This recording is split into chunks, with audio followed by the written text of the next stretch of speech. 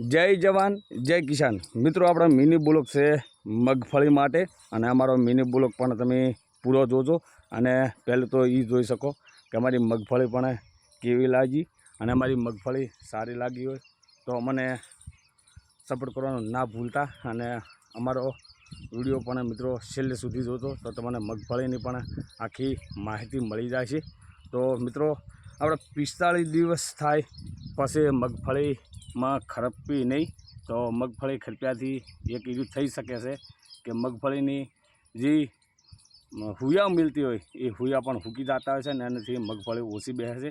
તો 45 દિવસ જે પછી કોઈ અને ખરપવી નહીં તો તમે જોઈ શકો છો આપણે આડે 45 દિવસ થઈ ગયા છે અને મિત્રો આ મગફળી પણ હુયા મૂકવાની ચાલુ થઈ ગઈ છે તમે જોઈ શકો છો અને આપણે ફાર્મિંગ પણ મગફળીમાં સારું આવી છે। અને મિત્રો ખાતર અમે એમાં આપ્યું હતું સલ્ફર ખાતર નાખેલું છે તમે જોઈ શકો છો કે બધે પણ મગફળી જોરદાર પડી છે। તો મિત્રો અમારો મિની બ્લોક પણ પૂરો જોજો અને અમારા મરસા વિશેના પણ વિડીયો મૂકેલા છે તો અમારા મરસા વિશેના વિડીયો પૂરા જોજો અને તમે જોઈ શકો છો કે મગફળીમાં અત્યારે હાલ 45 દિવસ થયા છે અને 45 દિવસમાં કેટલું ફ્લાવરિંગ આવ્યું છે એ તમે જોઈ શકો છો। આ ફૂલ કેટલું પણ ખીલ્યું છે અને મિત્રો હુયા પણ મૂકવાનું ચાલુ થઈ ગયું છે।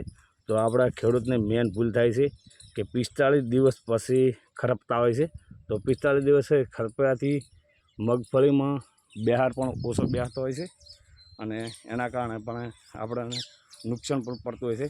તો મિત્રો અમુક ખેડૂતો 45 દિવસ ખરપતા હોય છે તો ખરપવી નહીં એ નોંધ લેવી તમારે। અને મિત્રો આમાં અમે સલ્ફર ખાતર આપ્યું છે એના સિવાય કોઈ હજી આપ્યું નથી અને તમે જોઈ શકો છો કે કેવડી મગફળી છે।